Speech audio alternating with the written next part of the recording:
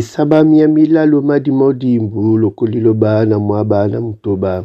Ambu asawa butiana manfe na tena ukampu abasengedi bandolo ba ilimbadi kalo yalo babedi.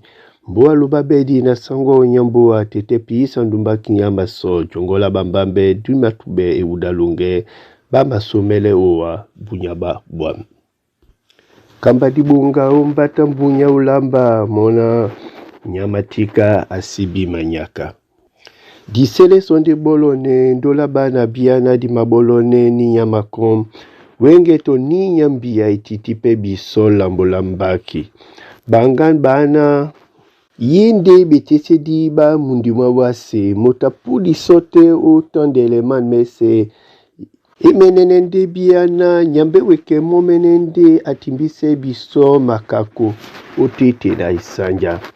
Dimodi na tele la bongo, dimodi na tele la milema, nga wana soto sona sontane. Didi bolabe uwande lelongo, dibala musobwa na mukubo pende di ya itaba na ikungungu. Ambu asawa kasaso mwendi mwasawa mbu alobabe di tetepi sandumba kinya maso.